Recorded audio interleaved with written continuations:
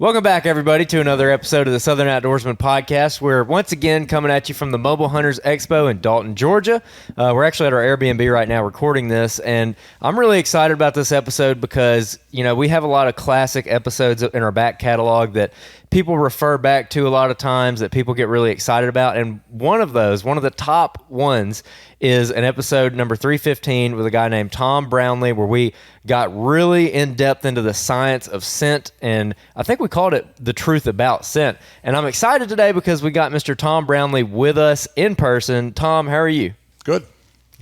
We also got Talon Neal over here. He's not usually on the podcast, so you're sitting in. How you doing, bud? Pretty good. Thanks for having me. Yeah, definitely. Jacob, how are you? Doing super well. So we just finished day 2 at the Mobile Hunters Expo.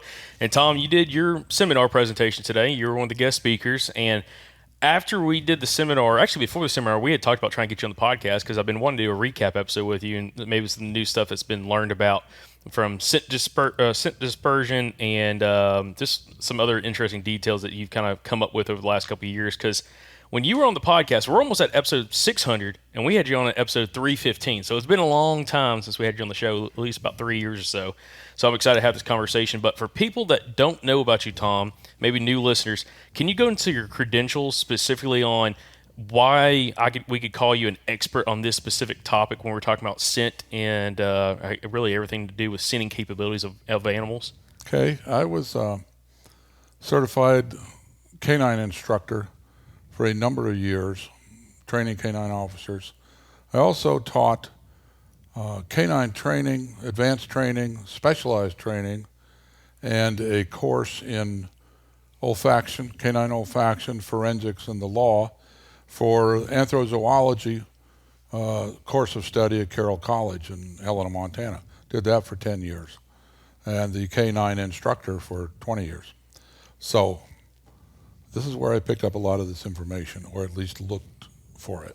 Well, kind of getting into it, there's going to be some things we're going to be talking about in this episode that we do, I guess we can look at as almost like a recap or oversight on episode 315, but there's also some new information here we're going to discuss on. We have a presentation. This is definitely a video podcast, guys. If you're listening to this, if you're at work or whatever, that's awesome. Listen through it. I would highly recommend going to YouTube as well and watching this because we have a full presentation that we're going to be cutting in from Tom's presentation today that he did at the expo, and we're going to be using this specifically as kind of a guideline for this conversation. So I guess we can kind of start out with VOCs, give some background a little bit, Tom, on what is the importance when we're talking about scenting capabilities of animals, how detection level and all this stuff really plays a factor for what we're going to be discussing on today. Okay, well, we'll start with the VOCs, which is a volatile organic compound. All of your scents are a composition of different compounds, and they're all volatile and organic, which means they basically have a molecular weight under 200. The important part is that those compounds within that scent always occur in the same ratios to each other. That's what gives everything its unique scent signature. Now, also, just while we're talking about that, when it comes to like the study of VOCs, how is this something that's being studied or analyzed? Like from like maybe the canine world that then as whitetail hunters is something that we can kind of take away when we think about, start getting the scenting capabilities of some of these animals? Well, it's been studied for canine to figure out what each individual person's scent signature looks like. And we have discovered that the scent signature that you give off is as forensically unique as your fingerprints. Nobody smells like you. 85% of it is determined by genetics, and 10% by diet and other environmental factors, and then 5% by personal scents, which is soaps and shampoos and the like. But we find, like I said, it is forensically unique, which is important to us for tracking bad guys. We can't utilize this scent bank, as it were, in this country, but the Netherlands literally keep scent banks like we keep DNA banks, because that helps to identify the bad guy once you get him.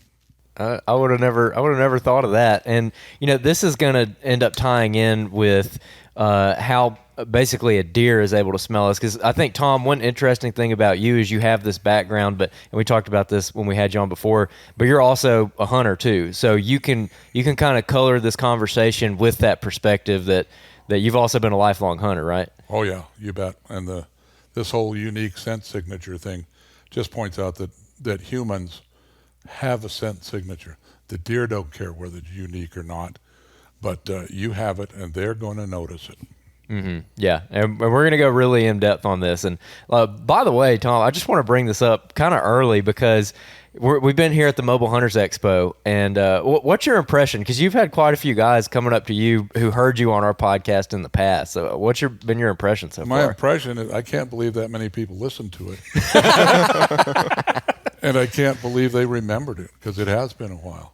Yeah. But a lot of them would introduce themselves, and I tell them what my name is, and they'd go, yeah, I know who you are. Okay. So, I know when I first listened to it, I was blown away by the information. Good. That's what I keep hearing. And I was unprepared for that podcast because I didn't think people listened to it. So it was just like blah, blah, blah, but we have a little more preparation this time. Absolutely. That's right. Definitely. That's hilarious, man. Well, I think people like it so much because there's so much in the hunting world about scents and scent control, and it's nice to have a conversation that's really backed by something other than what a company is claiming about a product. Because that's what we've heard about it up until we have conversations with guys like yourself. Okay, true. Yeah, this stuff, because it was done for canine, this is university based research, peer reviewed.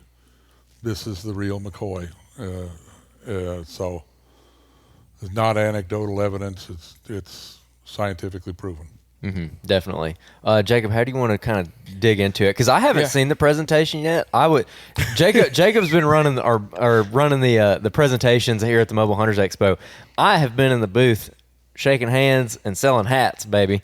So it has been non-stop today. It's been a really good show so far. But because of that, I missed literally this entire presentation. I haven't seen a single slide, so I'm excited to kind of get into it. So how do you want to get into it, Yeah, Jacob? so Tom, I think as we kind of work our way, kind of having you kind of control the slides and kind of moving through the topics, we'll kind of bring up some of these. So kind of like we did with your presentation, so I guess we can kind of move on from the VOCs to our next page because, again, as we get through this, again, this is a very visual-based podcast, guys. Again, listen to it and then go and watch it on YouTube. You'll get a lot of information out of this that will probably give you a better perspective of what you should be doing when you're actually in the field and you're hunting whitetails and really understanding the capabilities of some of these animals that we like to hunt. Because as you'll learn a little bit later on this podcast, the scenting capabilities of a whitetail compared to a dog is it's fascinating. It really is.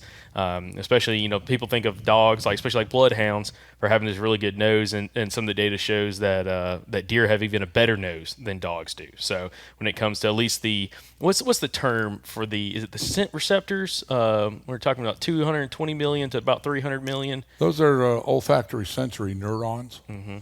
On the dendrites of those are the actual receptors.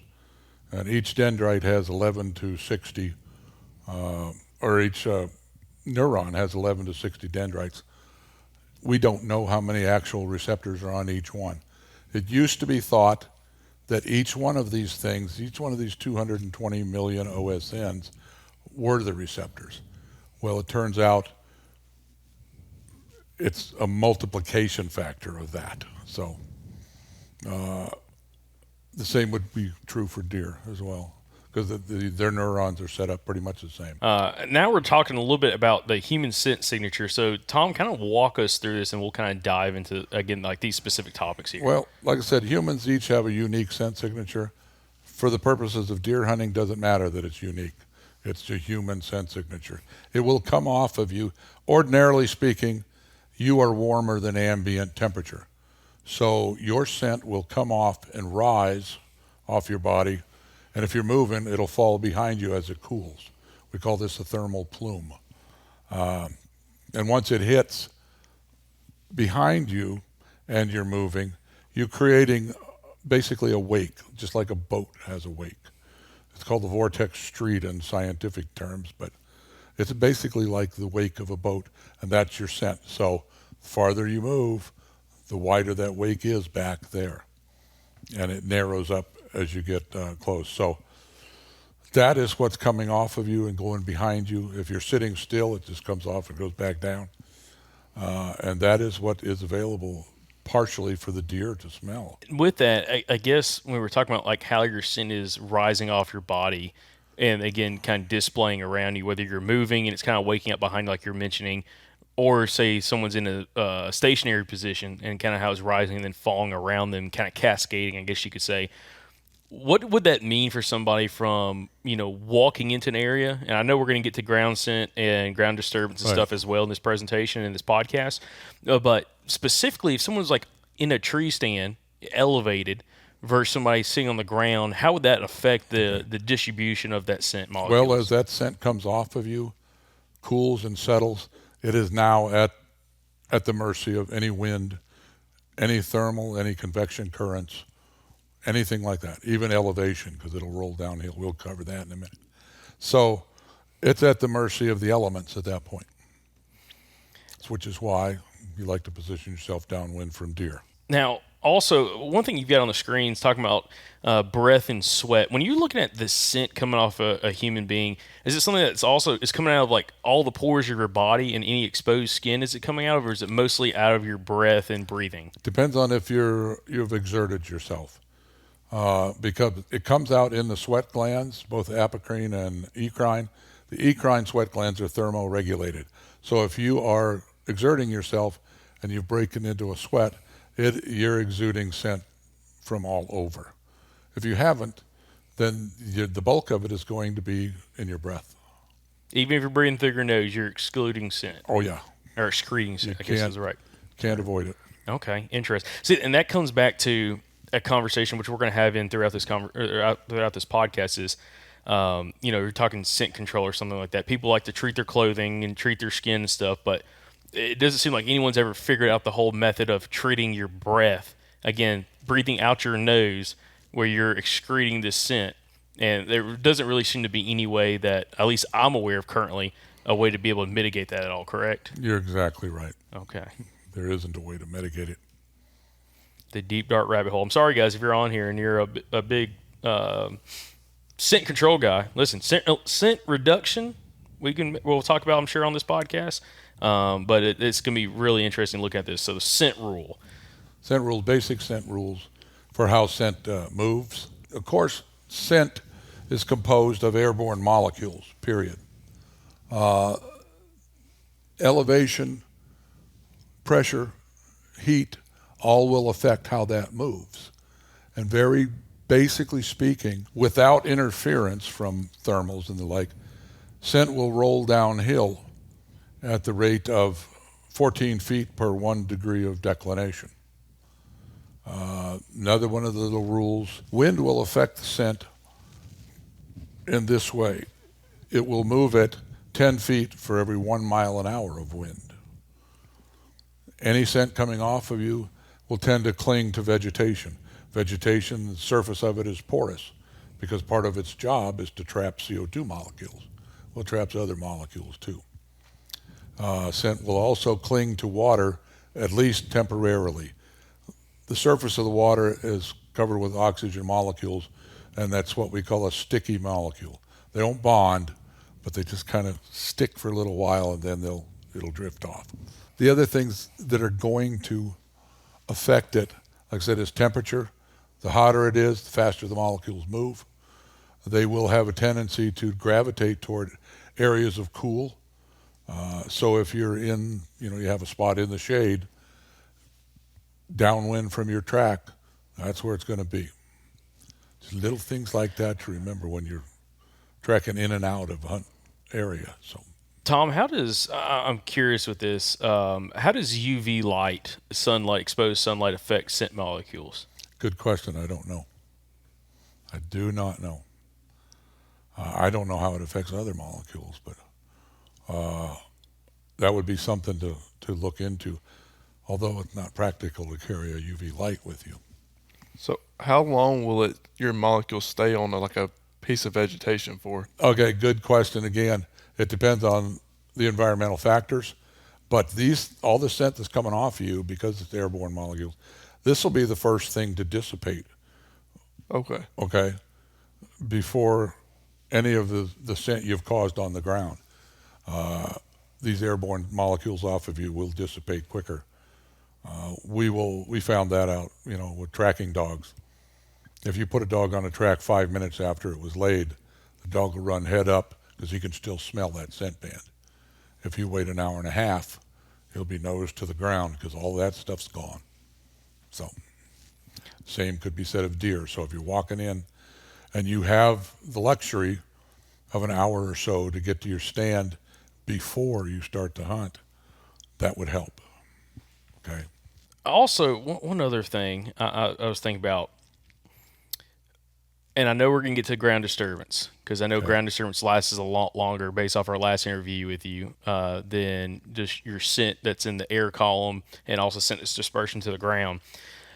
When we're talking about as a whitetail hunter, if someone's looking at access specifically to a stand location that they're trying to hunt and trying to leave the least amount of odor, least amount of scent, you have people talking about rubber boots, tucking in rubber boots and stuff like that in order to try to, hopefully mitigate some kind of scent compared to like maybe a leather boot.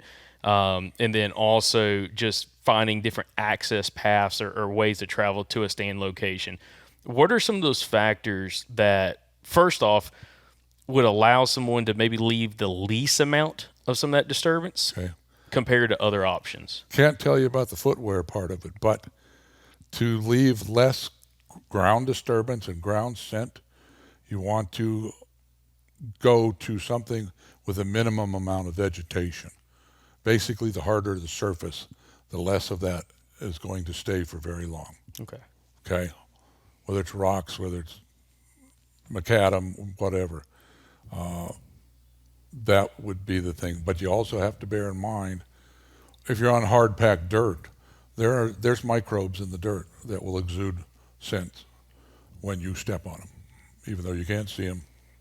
So, but still, that's better than going through vegetation. When we're talking about environmental scents, what are some of the factors specifically on a topic like this that hunters or outdoorsmen should be aware of when it comes to that option? In the environmental sense, what we're referring to here is disturbed vegetation, by you walking on it, cutting it, whatever. But when you disturb vegetation, chloroplast will leak out. That will create a scent that is meant to alert the other plants and sometimes the animals to the fact that this is damaged goods. Deer will key in on that for a number of reasons. One is if other deer have been the things that do the damage because they've been eating it, well, that just lets the other deer know this is the place. This is good to go.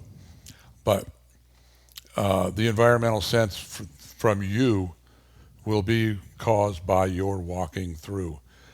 If it's a minimal amount of disturbance or crushing of the vegetation, it'll be what they call a primary biogenic VOC. And the primary ones are the quickest ones to go away, basically. They will be consumed, that chloroplast, the VOC molecules, will be consumed by bacteria in the atmosphere within 1.07 hours. So that, if you haven't disturbed too much, the sign of your passage is gone after an hour. Secondary VOCs, same principle, but you've done some heavy damage somehow to the environment.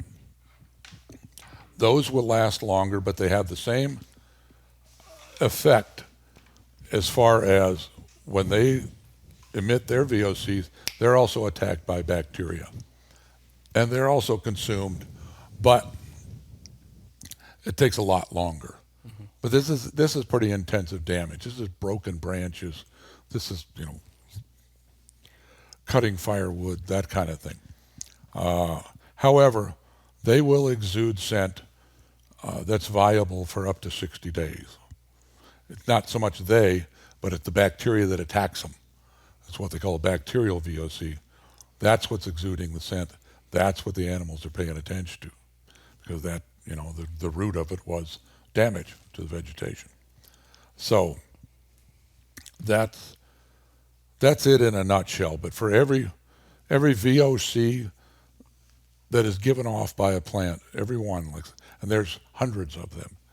For every one of them, there's 22 to 82 bacterial VOCs that attack it. So the bacterial stuff is what we're mainly interested in. That's what lasts the longest. An example of that, just something you were talking about, like the larger broken branches or something that they could, have that scent that would last so much longer.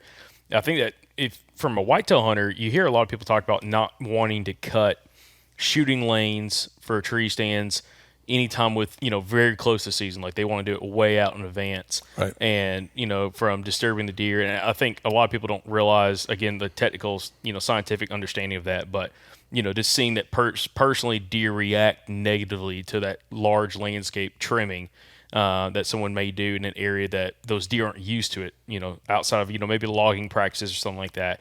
And that's kind of what you're talking about there specifically is, that large type of damage, again, damaging branches and stuff like that, trimming that specifically could leave that scent around for potentially a quite a long time, up to potentially 60 days, correct? And it could alarm the deer, but you have to take into account what else is going on in that area. If there's a whole lot of animals, they're doing a whole lot of damage. This is not a foreign smell to them. If there's big animals, cattle, for instance, it's not a foreign smell. I was thinking today, because I don't really have an answer, but like you said, trimming for shooting lanes, or worse yet, cutting down a bunch of stuff to brush in a ground blind. Mm. Obviously, it works sometimes, doesn't bother them. But in those times, you'll notice when it does work, that's because you and the blind are both downwind of where you expect the deer to show up. Olfaction, like it is in a dog and a lot of higher forms of mammal, it's the strongest and the most reliable sense that they have. We'll tell you why in just a minute, but if you've been to deer hunting, you will know once in a while you can get by with a little movement. Once in a while you get by with a little noise. But if they smell you, you're all done. They trust that implicitly, and that's the bottom line. Same with the dog. But deer, elk, all of the cervids are like that. The reason that is so important to them is because of the neuroscience involved. The signal coming from those olfactory sensory neurons is on what we call a flat track to the brain. It only goes through one synapse, whereas a normal neuron, other sensory neurons, will go through a synapse, through another synapse, through another synapse, through another before they get to the brain. Up to hundreds of them. These go through one.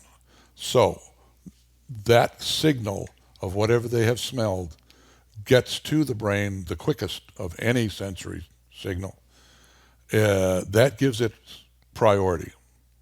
That's why if they see something move, I'm not so sure, but if they smell it, you're done right now. Boom. So that's what's going on with that. And it's a neuroscience thing, but that's the bottom line. That's why it is so important to them and to us. The other things that we do know that have been researched on the whitetails, their olfactory system is very similar to other higher forms of mammals and other large ungulates. It's a bilateral system separated by a septum, which means there's two olfactory systems, one for each nostril. Reason being twofold. One is for directional. If you're getting more molecules that you're looking for over here, that tells you they're coming from the left. The other reason is damage control.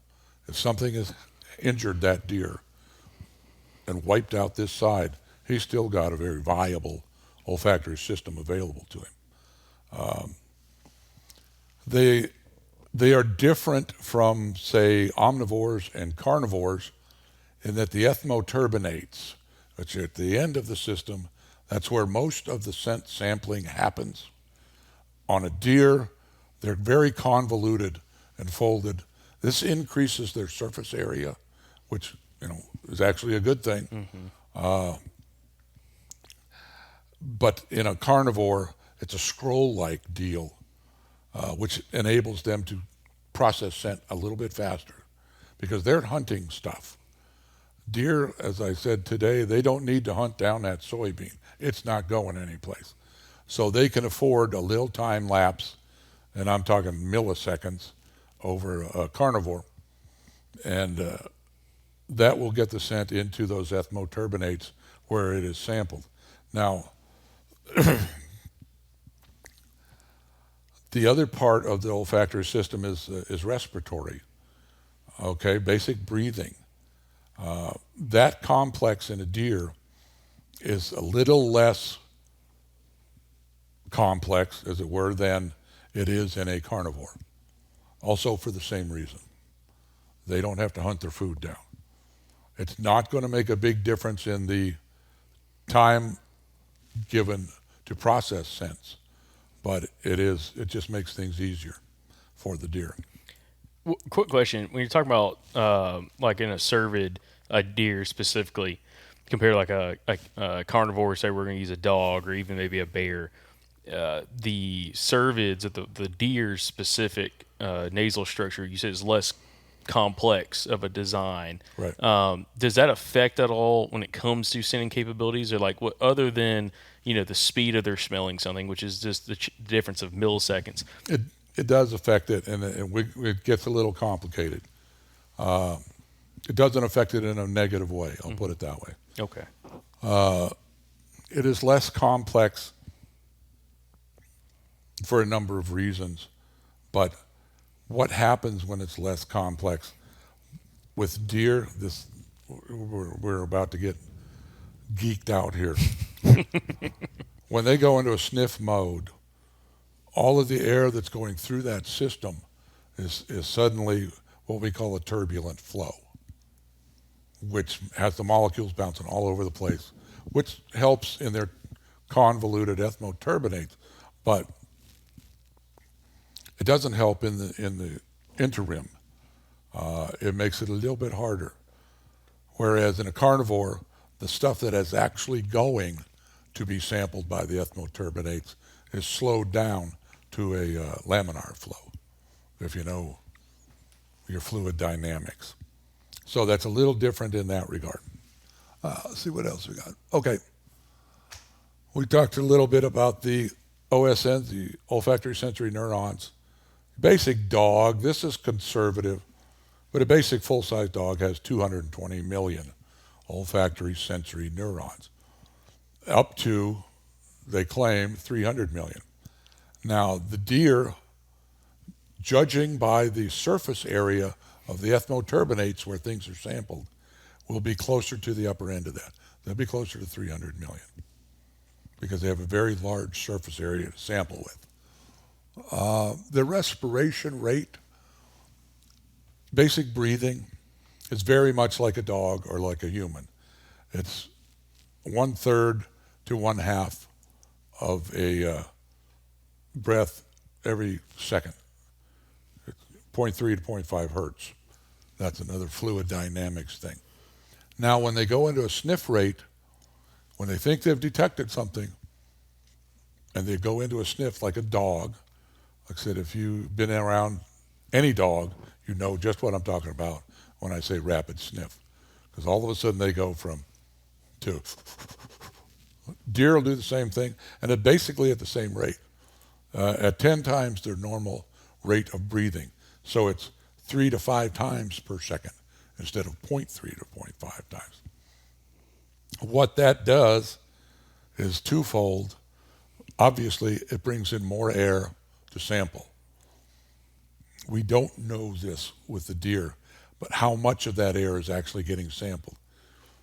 When they're just plain breathing, we don't know how much of that gets sampled, but when they go into a sniff mode, more of that air is being sampled, and they're taking in 10 times as much. So all of a sudden, the olfactory capabilities go exponential, okay? So when they think they've noticed an odor that they want to check out, that's how they check it out. And again, it gets to the brain the fastest. So it lets them know that they're in trouble or not. We have to guess at this again because it hasn't been quantified, but everybody wants to know how much better can they smell than a human. If you go just by the number of OSNs and by their breathing rate, it would be 600 times better. And that would be a very conservative estimate. When they go into the sniff rate, again, like I said, things go exponential. We don't know how much farther than that, but they just blow up completely. So the one other thing, and deer hunters already know this, the deer do have a vomeronasal organ, also known as Jacobson's organ on the roof of their mouth, which responsible for detecting pheromones. Mm-hmm. That's why they do the Fleming thing. That's why they lick the air during the rut. They're sampling that. The tongue goes back in, places those molecules on the Jacobson's organ, and it verifies there's pheromones or there's not. But Andrew, as you're now just hearing this, Yep. what is your take on some of that specifically? We're talking about like the rapid sniffing, potentially we don't know exactly how much more they can smell, but exponentially more capabilities. And also, specifically, you think about this as a whitetail hunter dealing with all the environmental factors we deal with, the weather conditions, thermals, wind. What's your thought process now getting into this conversation? Like when you say that it's 600 times better than our smell, it's surprising, but not really. Right? Like we know that they have a much, much better smell. So it's almost like if you said it was 1,200 times better, I'd be like, yeah, that sounds about right. Yeah. You know what I'm saying? Well, 600 is a wild guess on a radically conservative side. Yeah. I mean, that's the least. Mm-hmm.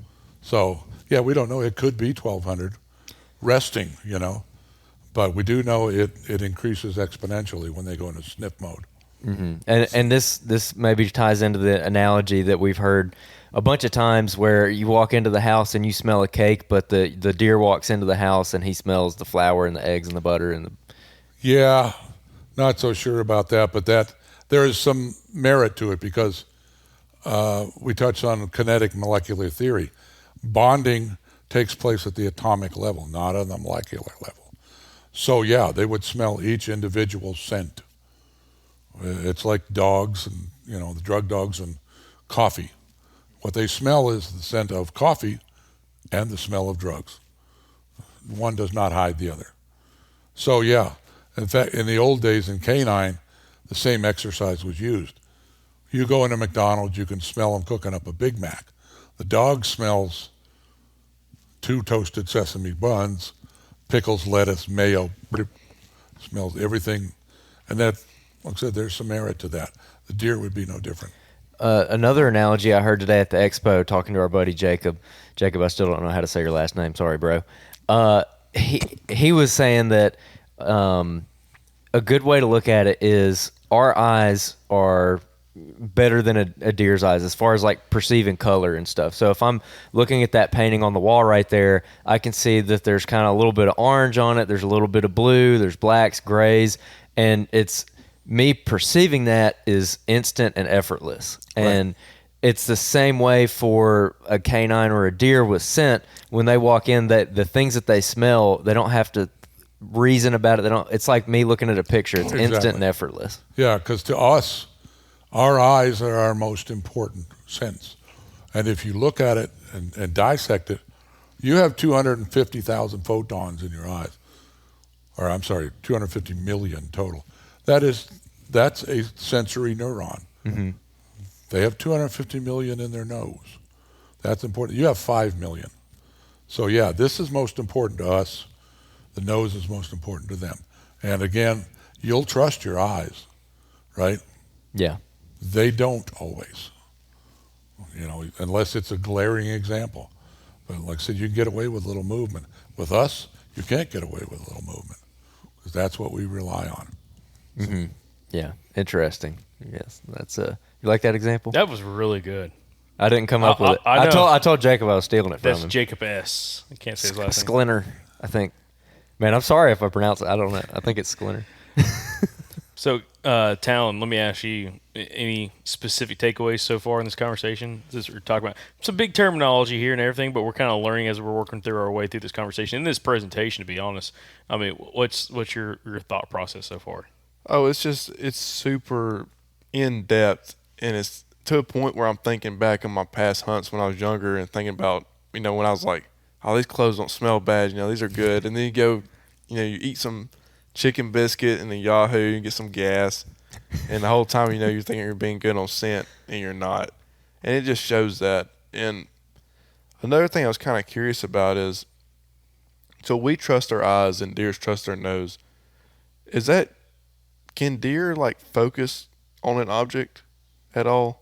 Or is that mostly With their eyes? Yeah. Oh, yeah. They can. Not quite as well as us.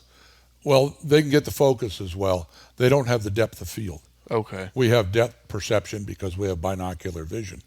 Theirs are on the side of their head because they're a prey animal. Yeah, they can still focus. That basket of laundry looks the same to them as it does to us. But they don't have the depth perception. Okay. We know if we jump 12 feet, we'll be in it. They don't know that for sure. Okay. That's interesting.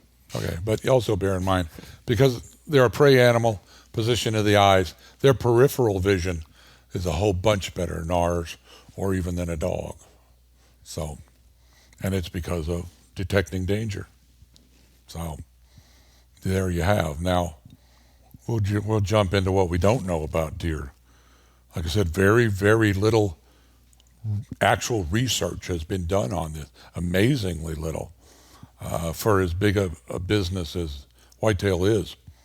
But the threshold of detection, which is to say, what's the smallest amount of anything a deer can smell? We don't know. Is it in parts per million, parts per billion, parts per trillion? Because in a dog, it's parts per trillion. It's 1 part per trillion to be precise. Is a deer that good? Theoretically, it should be. Okay. The other thing, when they are breathing, when a dog is breathing, 5% of that air that goes through him is actually being sampled. So a dog's walking around being a dog, and all of a sudden he's like, wait a minute, I think I smell something. Okay. We don't know that with a deer. We know there's 5%, 10%. We have no idea. The next step of it is once they have noticed an odor and go into a rapid sniff, how much of that air that's coming in is getting sampled.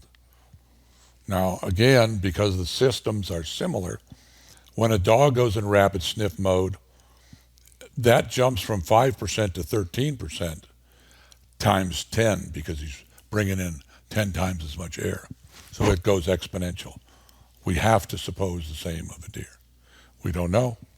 Hasn't been proven, but if you've hunted them, you kind of guessed it, The other thing we don't know is distance at which odors can be detected by a deer. All we have is anecdotal evidence from hunters, and the consensus of opinion is 1/2 mile, which makes perfect sense if you've been hunting them. The other part that we don't know, hasn't been quantified, but you can tell by looking. In a carnivore, a cat, a dog, wolf, a bear, the nares are set up to disturb scent on the ground, so that as they're breathing and sniffing, they're stirring up molecules that are laying there, and the next intake of air picks up those molecules. Because again, they're having to track something. This track has more molecules in it than this one, even though they're a millisecond apart. And the dogs and the bears are perfectly capable of discerning that. Now, deer don't need to hunt their food down, and their nares are set up, apparently, again, it's not quantified, but apparently more for sampling air. Okay? They're not meant to disturb odors as they're sniffing along. So you have that. They will, as we all know, they will go to ground scent, tracking a doe, Deer have, interdigital glands for marking their territories, and they will pick that up on the ground too, plus any of this stuff we already talked about. So yeah, they're capable of it, but they don't rely on it like a carnivore. Tom, quick question: what are nares? Nares is what the layperson calls a nostril. Okay. Okay. And one other point I'd like for you to give us your take on, when we're talking about like what we perceive as strong odors, I would say like gasoline. Okay, how does like a canine or potentially a deer perceive what we would assume is a strong odor? Tough call on a deer. We know with canines, because we've done enough testing, the strong odor that comes to mind instantly is gasoline. To us, that's overwhelming. The dog goes through it like it's not there. Bam. One of the things we test is putting dope in a gas tank. And the dog acts like there's no gas there. They just right to it. We don't know what bothers a deer, what they consider overwhelming. Generally speaking with dogs, if it's a little obnoxious to us, it's overwhelming to them. But gas is an exception. We don't know about the other exceptions, and we know nothing about the deer. Okay. Yeah, that brings to mind people using cover scents. There's a lot of products out there that are like, which I know we've talked to you about this before, but I mean, a lot of them just smell like vanilla or something along those lines. So, like a very, very strong vanilla scent. Okay. I'm thinking of one in particular that is marketed as, a cover scent, and the whole thing behind it is it'll essentially overwhelm their nose and they won't be able to smell you. Right. Is there any way to know, like, would that work with dogs in any case? Oh, yeah. Okay. We'll get back to the deer. Like I said, a lot of these scents, including the one I know you're talking about, smell like vanilla. There is some, again, anecdotal evidence that vanilla is a little bit of an attractant for deer. Again, it's not been quantified, but it seems to be the case. What happens with what you're talking about, where they want to overwhelm the deer? With those little neurons, we'll get into it in a little bit. But if it is overwhelming, the epithelium in the nasal passages will swell to the point where it covers and protects the exposed neurons. And what happens is, the deer is not going to smell you, but it won't smell anything else either. And most cases, whether it's dog or deer, when that happens, they remove themselves from the area. They don't feel safe anymore when they can't smell anything. So that's kind of up in the air. All right. Is there anything proven on the canine world of something that would cause that? Yeah. And canine, caustic substances, chlorine bleach. We have also found this oxy-orange stuff will do it. When we're serving a warrant, for instance, you go into a house and someone has spilled bleach, you need to get the dog out of there, and then you need to start looking for dope because it's there, So, And the same with cars. You open a vehicle and it's got that oxy-orange smell, get the dog out of it and go hands-on and look for the dope. So if it's just in the general area, like we're talking canines here, like, a narcotics dog, if there's chlorine bleach in a general area, that's going to cause the dog, even if that dope's not right there in that general area, it's just somewhere in the vicinity. It's going to shut the dog down. Oh, wow. Yeah. I want someone's going to be spraying bleach on them. Well, yeah, for deer. but like you were saying, if the deer's nose is essentially disabled by something like that, it would freak them out. Which that makes perfect sense to me. Like, if you're a deer and you're living by your nose and all of a sudden you can't use it, you probably flip out a little bit. There you go. It's like all of a sudden you can't see. Yeah, exactly. Okay. So you got that right. Let's see what else we don't know. We and dogs are genetically predisposed to recognize some odors. They don't know what they are. Like I said, a dog will smell something and he'll pay attention to it for the first time. It's like, what is that? Smells good. He'll try to taste it. It tastes good. It's in the memory banks now, Well, we don't know what they are. Dogs can't tell us. Again, we have to just suppose deer are the same. There's certain odors that will interest them enough to test them out. One of the things that you will find, and I'm sure it's the same with deer, as it is with dogs, from the minute they're born, the very first sensory neurons that get kicked in are olfaction, because they use that to smell mother's milk to the source. Okay? They need to know that the instant they hit the ground. So that's where that stuff starts. Another thing we don't know, it's anecdotal evidence, but if a deer gets accustomed to the smell of someone, and I use the example of whoever's filling the feeder, whoever's filling the bait station, they go in, come out every day, nothing happens. The deer will get accustomed to that. Again, it's anecdotal. And then if I go in there and I fill the bait station and they hit my track, it's over. Now, I've seen that happen. I've seen it happen with hogs even. So you have to just kind of guess it's going to happen with you. But it is a guess at this point. Is that going back to like that, what you mentioned in one of the first couple slides, talking about the individual like scent characteristics that everybody has? Yeah.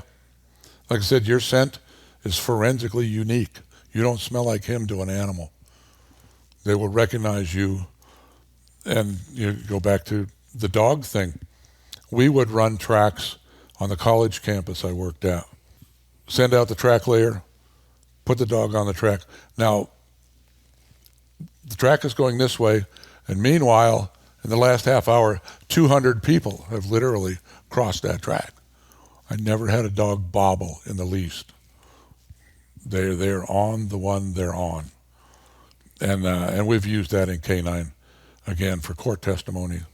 How did that dog know to find that guy in that crowded neighborhood? That's how he knows. His scent is forensically unique. That shows how intense and great their capabilities really are. Oh yeah, it is mind-boggling if you deal with them at all. Canines, I mean. Deer, again, we have to suppose from what we know that their sense of smell is equal to or better than a dog. And the stuff dogs can do is amazing. So Is there ever going to be a point in the future someone's training a deer for narcotics? no. No. But I'll tell you what I always wanted to do. What? I like to train a coyote for it. Listen, man. if you walked into a house or like on a vehicle and you had a coyote harnessed up, walk, dude, that'd be intimidating. I'll be honest. You know, that goes back to my old question I always had of, can a deer tell if like the same person is back in a certain area? Oh, that's a good point. That goes. I think they can. Yeah, if that's not a good person, if it's not one that they're accustomed to. Because if you've been around them on a farm, on a ranch, they will become accustomed to things. The trucks on the ranch. You use a ranch truck to go hunt, don't use yours, because they know that subsonic stuff coming from the engine, that ain't right. That doesn't belong here. I was telling somebody the ranch I worked on, we went from gas trucks to diesel, which sounded like little factories. And I figured that's going to spook them. About 2 weeks, they're used to it. Go from that to the first Polaris on the market. And I made sure they were used to that. I rode around the field and stuff. But yeah, and then they pay no attention to it because it's like the smell of the guy filling the feeder. It happens, and nothing bad happens. So I guess we're good to go. So we can get on to masking sense now if you want. Yeah, absolutely. No, I think this is one of the deep, dark rabbit holes right here. Okay. First thing, again, is a kinetic molecular theory. Bonding takes place at the atomic and not the molecular level. If you have somebody marketing something that says it'll bond with the molecules and cover them up, you need to ask some questions because theoretically that's not possible. And I made the point of this in the presentation. I'll do it again. That said, a lot of guys have used various and sundry products on the market, and seen things happen that shouldn't have. We've seen it. Damn, that works. It's not supposed to, but it does. It doesn't happen all the time, but we've all seen instances. So what I tell guys, if you're using a given product and you're thinking it's working for you, keep using it. You got nothing to lose, basically. If you're right and I'm wrong, you're ahead. So, but when I was digging through this information on the net, if you used all the products in the world that are supposed to mask your scent, you still won't get it done. It's not possible unless you quit breathing, literally. You have a whole lot of scent comes out of your mouth. And I got a kick out of even a little quote from Mossy Oak. They said, you might be able to reduce your scent, but you're not going to eliminate it. So that was mirrored by a number of other manufacturers. So you have that. I always tell folks, whatever you're using, if you like it, keep using it. But the big thing is the same thing you've always heard, stay downwind. Just make it a point to stay downwind. One other thing that's on the market is ozone generator, portable ozone generators. Now, if you know how ozone works, do you? I don't. I don't have a clue. Ozone is O3, it's high school chemistry. It has 3 atoms of oxygen. That's unstable as a gas. So one of those atoms breaks off to create oxygen. That atom that broke off is a free radical, and it will attach itself to another compound that has oxygen in it. Because, like I said, it can bond at the atomic level. So it will do that, and when it does, what it does is changes the scent signature of whatever compound that was. The example I use, which is a simple one, water is H2O, okay? If it gets in the presence of ozone and it attaches to it, it becomes H2O2, which is hydrogen peroxide. So you haven't really masked the odor, you changed it. So there is some merit to the ozone.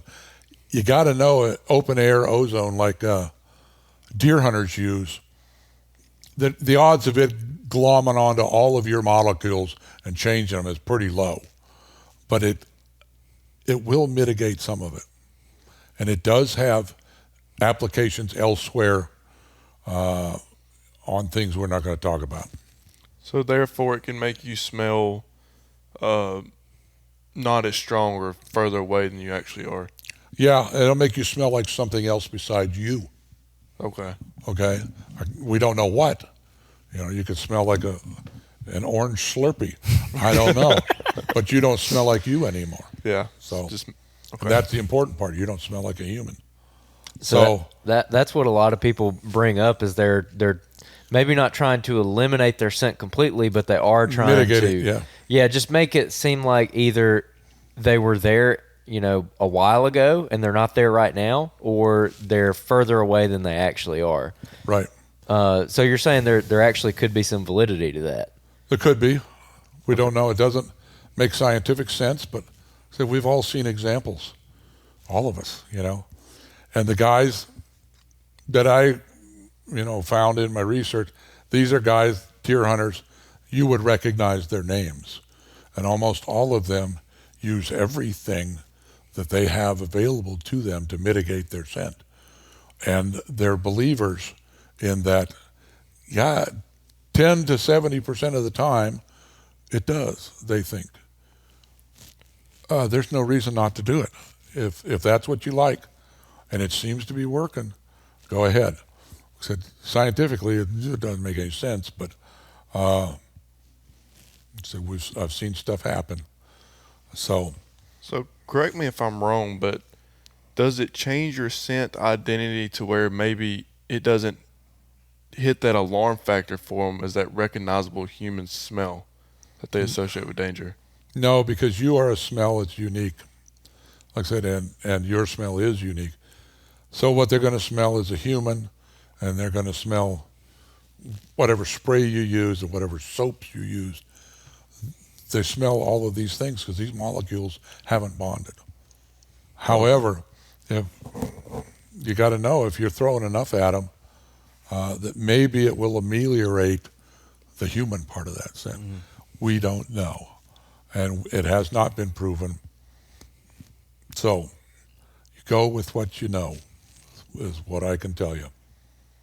And we already touched on if you want to scramble a deer's olfactory senses completely, like I said, what happens is the nasal epithelium swells to where it closes off the OSNs, and the deer doesn't smell anything. Let me ask, because you gave the example about that specifically with chlorine bleach. Does that do the same thing for us? Like It can. okay, because I've not been around bleach a whole bunch. I've heard something about like burning the inside of your nostrils, of course, from from it, but like just like breathing in those fumes. But Yeah, it can. Some of those really hot odors. The thing that springs to mind instantly, if you've ever worked with cadavers, you go in, take Vicks Vapor rub it under here, because then it gets into your nose, and all of a sudden your nose is running because that has happened, but you're not smelling that cadaver. So, yeah, it would apply to us. next time I'm around cadavers, I'm going to do that. Yeah, next time you happen to be doing it. Well, I was into canine and work with cadaver dogs and Yeah. pieces and parts, and it happens. So, let's see if we have anything else here.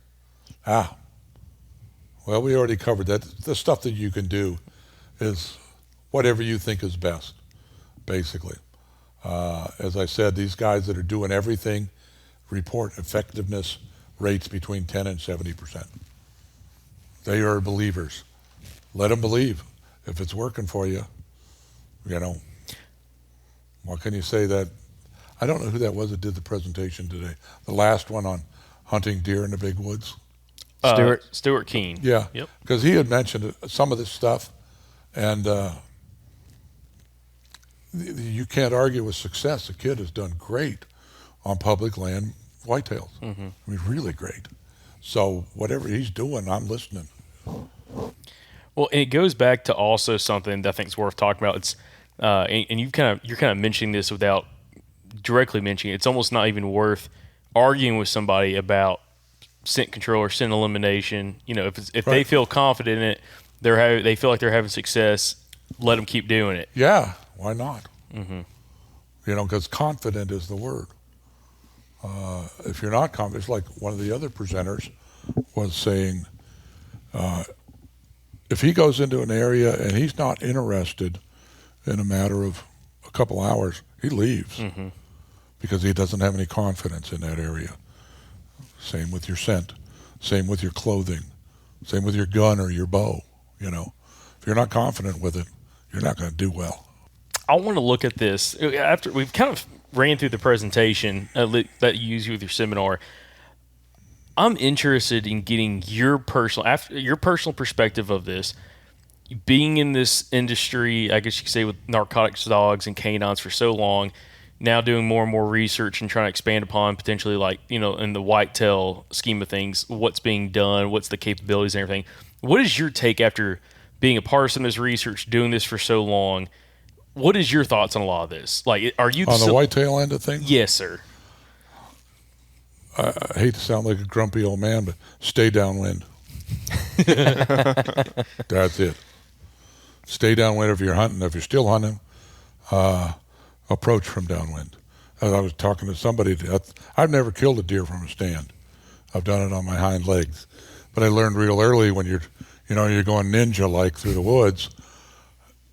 I don't even look downwind. You don't need to. They're not going to be there, but you keep it in your favor and you work into it. I've had a number of instances where, I'd really like to hunt over there. I get there and the wind isn't with me. Too bad, so sad. I'm hunting over there. It's really that simple as far as I'm concerned. You keep the wind with you. This might be a little hot button topic, but I want to get your personal take on this.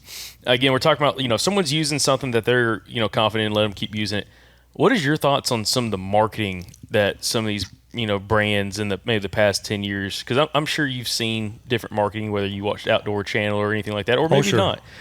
What is your thoughts on some of the not even results, but really, I guess you could say the marketing ploys behind some of these brands? Marketing tactics. Yeah.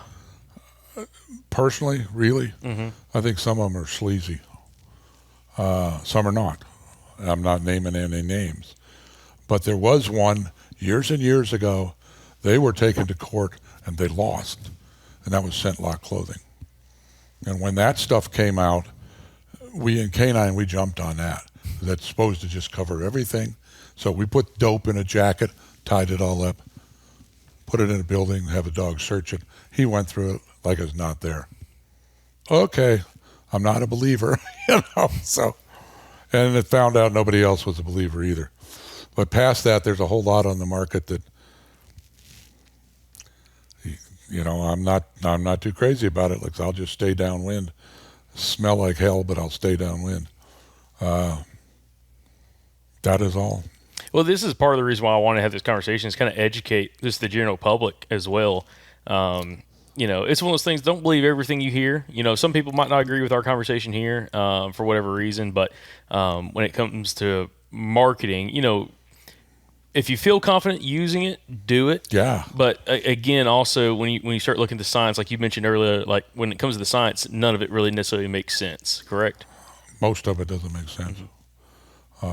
But I will say again, we've all seen instances where it appears to have worked, including myself, the big skeptic.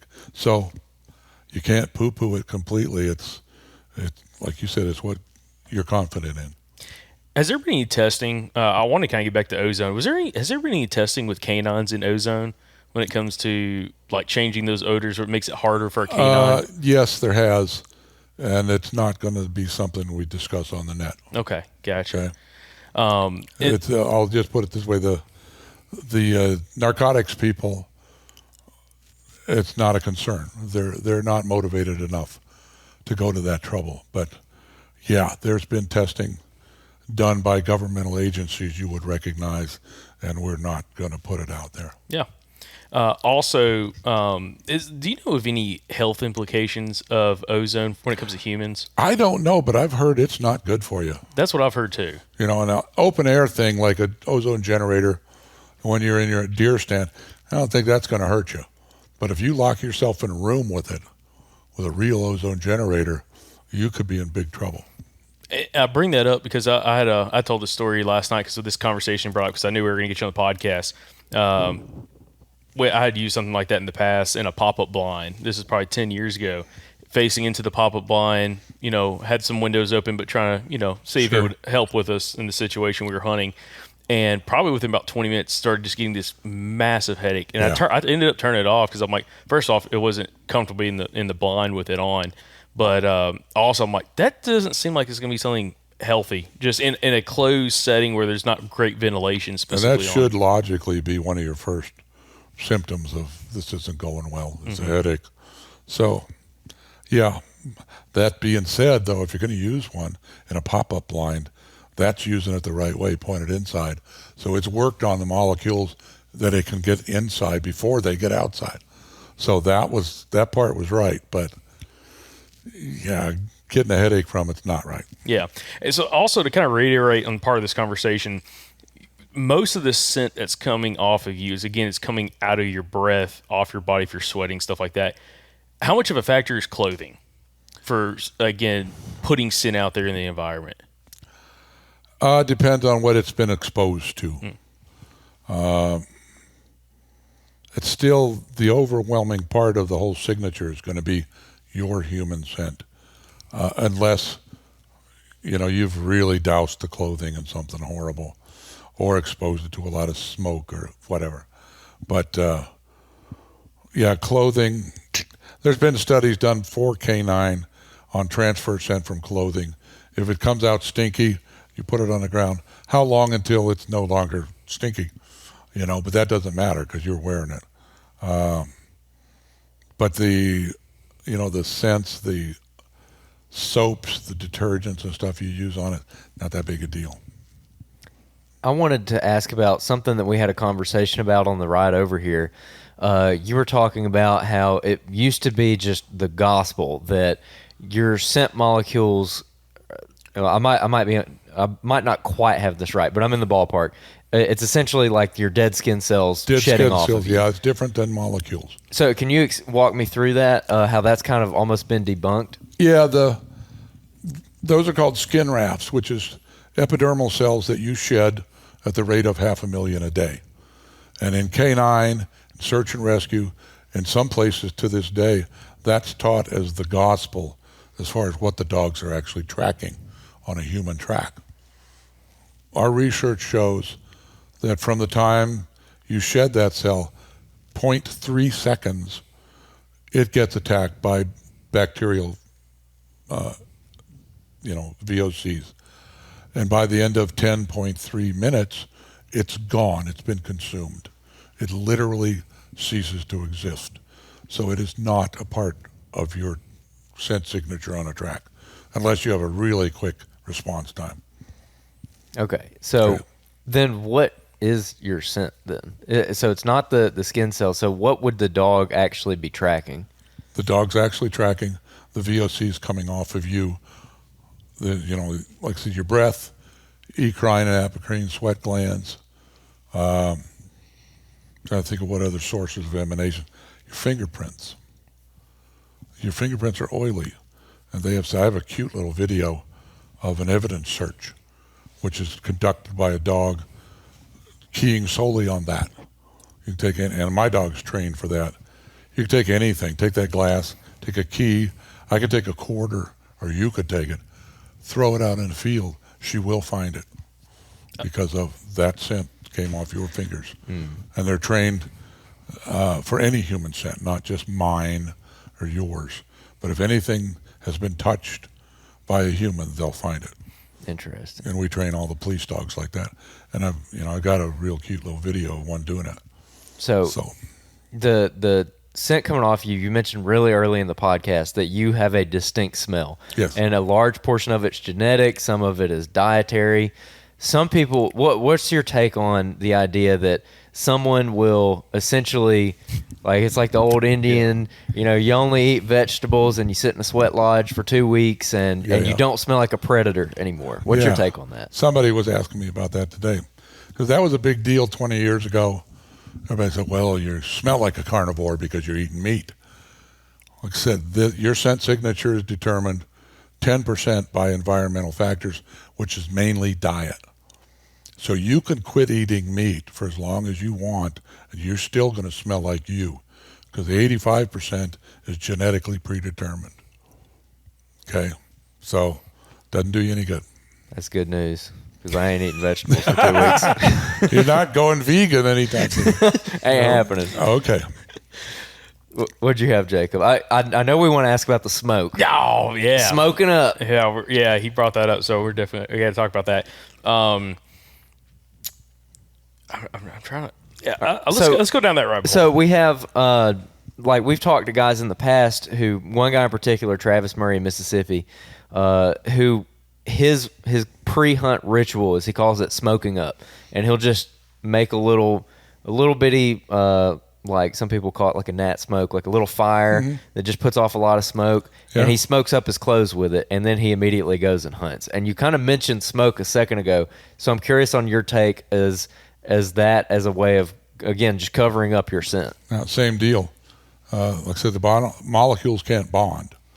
So what they're going to smell if they're downwind of you is smoke and you. They'll smell two things, those two things. So that's really about all you need to know. That's just another one of those things that makes you feel good, do it. But no, they'll pick it out. So another thing, this is another point I was going to bring up. You're talking about like environmental factors being like diet. It's like 10%, and personal use items. I think you mentioned like body wash and deodorant and stuff and all that. It's like roughly 5%. We've talked to people and we know people, and I've seen other people discuss come hunting season, they stop using fabric softeners, they stop using specific lotions or body washes or deodorants. Again, based off the data, what would that show? There isn't any data, but common sense will tell you some of those things are very aromatic. They're meant to be very aromatic. If you go to scent-free soaps, scent-free detergents and whatnot, that's got to help a little bit. How much we don't know, but it's you don't smell like a bouquet of lavender walking around the woods. So, but that still is roughly a 5% aspect. That's 5%, and that, like you said, the soaps, deodorants, all of that. We used to think that was a great deal bigger part of the scent signature. It's not. It's 5%. So would you say it's not? Unless it gives somebody confidence, and maybe it's not worth them going through the headache of changing all that stuff in order to try to get away with scent. That's what I would say. Okay. Another thing I was curious about, and I believe it came up in your presentation, Chris asked this question about using water to access a hunting spot. And, I think we've seen that, watching TV shows back in the day, like people running from dogs or whatever, they'll get in a creek to try to, hide their scent. How does that work? Are you actually hiding your scent, or is the creek washing your scent away? You're dispersing it somewhat. If you're in a creek with flowing water, it will naturally, any scent that's on the surface, which is where it will get washed to the banks. Okay? If there's vegetation on the banks, that's a double whammy. You have moisture, you have vegetation to keep your scent there. Middle of the creek's not going to have anything in it. So when we're training dogs to track bad guys, we actually train them that. The dog will show you, if a dog's trained, how to process that. Okay, the guy went into the creek right here. We go up and down the bank.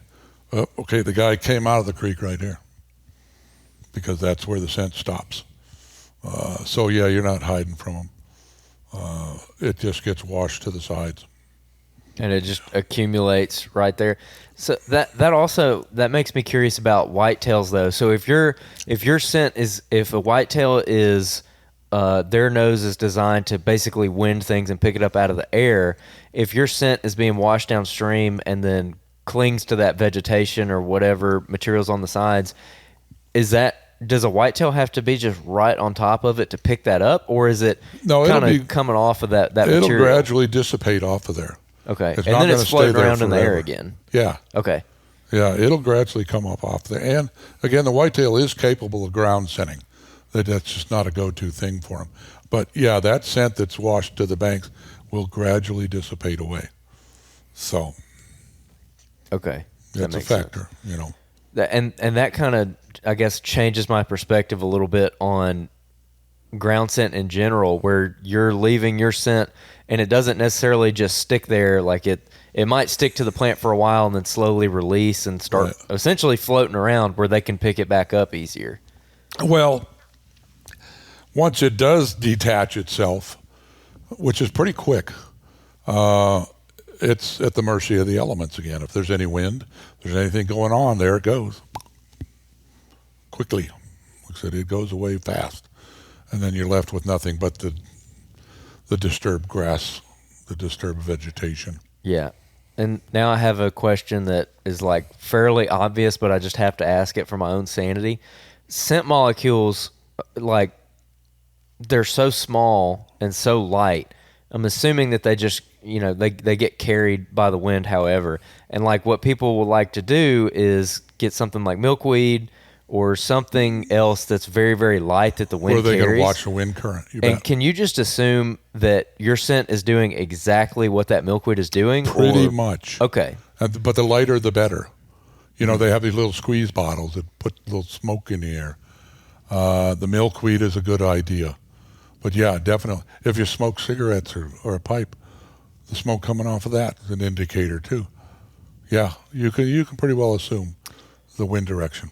One thing that I've wondered about is, with milkweed in particular, people will like to drop that because it'll float a long ways and it'll go between the trees and then it'll hit this updraft and it'll go over here and you can watch it for for a long for way. a really long ways. And I've always wondered when eventually it kind of falls out or gets hung on something or whatever, does your scent just keep going? Because eventually, like milkweed has mass and it falls to the ground.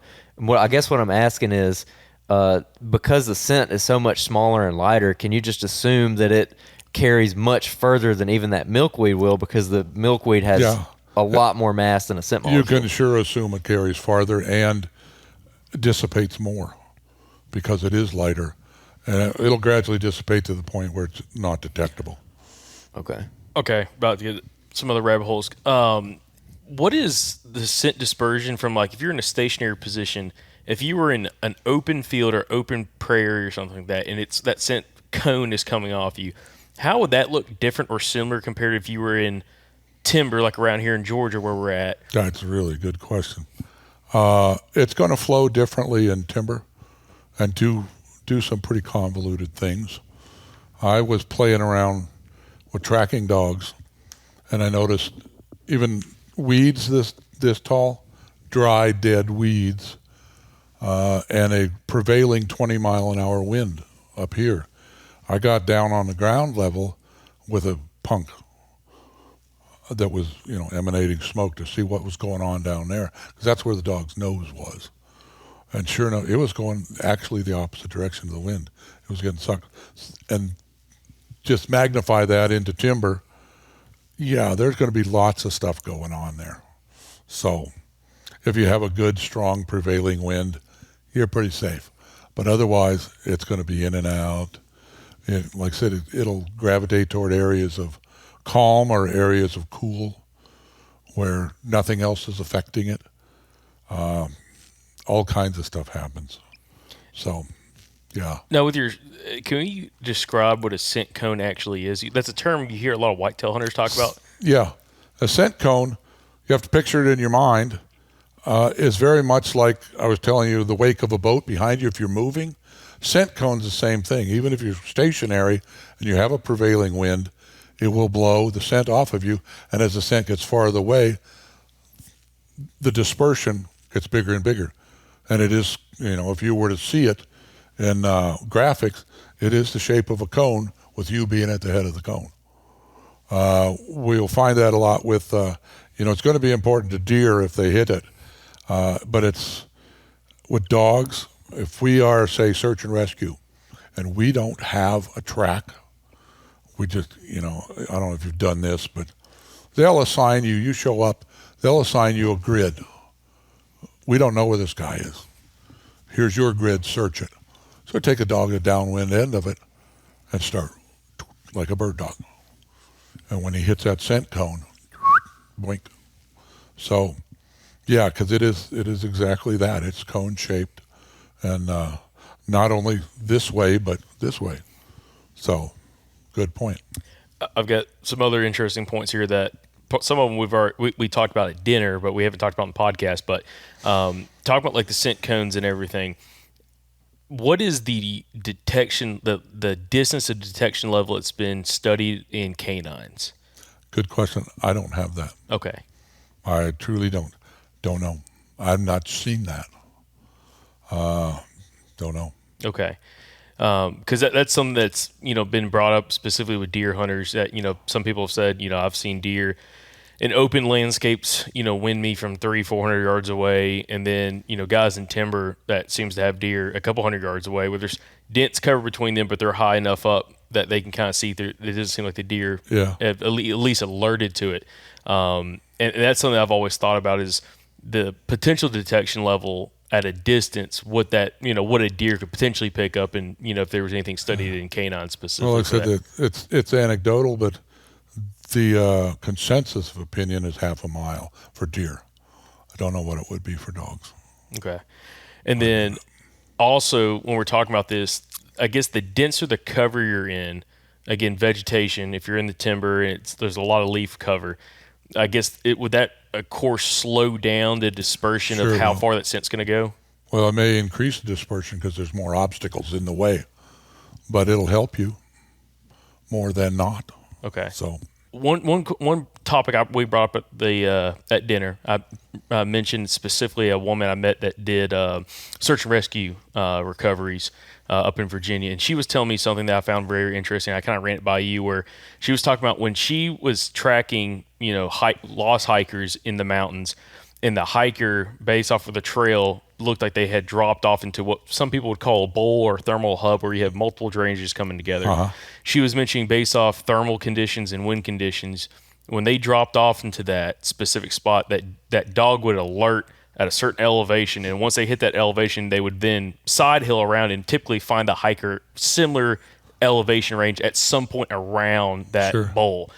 Is that something that you have experience with? Or I have not had exactly that experience, but it makes perfect sense, especially if it's during the warmer part of the day when thermals will be rising, because they'll be above the level of the ground at a higher elevation when you pick up that scent band or that scent cone.